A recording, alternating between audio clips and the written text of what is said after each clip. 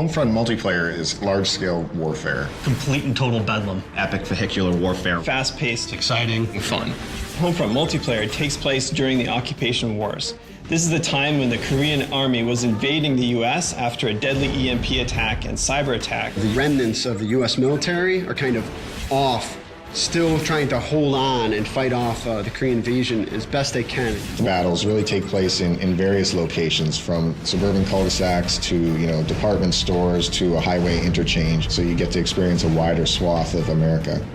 The multiplayer design goals really stems from wanting to build a large-scale warfare experience to really be the category leader in that audience. Make it accessible, make it intuitive, but most of all, make it a lot of fun. So you have infantry, you have drones, you have tanks, LAVs, helicopters, all those brought together in the battlefields. There's a lot of action going on. When you play Homefront, there's a tank rolling in, getting blown up, there's a helicopter overhead. We want to bring all those tools together into a really tight, cohesive package. What we're really trying to do is make the game play different than any FPS that you played before.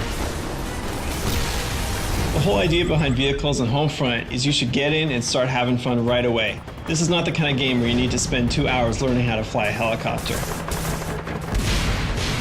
Battlepoints really gives us an in-game economy. So you're doing actions in the game, and every one of those actions is earning you points. So Battle Points basically allows us to put a price on each vehicle, to put a price on every special weapon. Rather than just saying like, oh great, you captured that objective, here's some experience, we're saying, hey, you captured that objective, that's great, now here's a tank. You can buy everything from tanks, helicopters, to drones, to additional ammo for your RPG.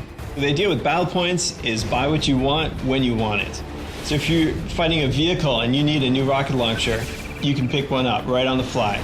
The near future setting for Homefront gives us the ability to bring in some near future technology like drones. What drones add to the game is a lot of new and interesting types of ways to fight your enemy and to fight them without putting yourself at risk. I may spawn in the game initially and deploy my recon drone, and I start marking different targets.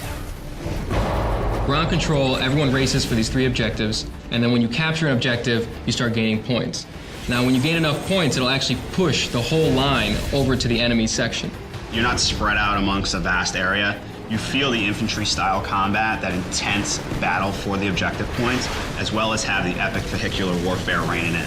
Ground control is different from other objective-based game modes because you get to fight over new spaces. The objectives will move to different locations, and you'll have to use new strategies when you get to those areas. So in essence, you're not just playing on the same map for 12 to 15 minutes, you're playing on 2 or 3 different maps, because all the gameplay is localized around those objective points. And as players start earning points, you're going to start seeing some tanks on the field, some helicopters. The battlefield evolves in a way that you see something different every minute that you're playing.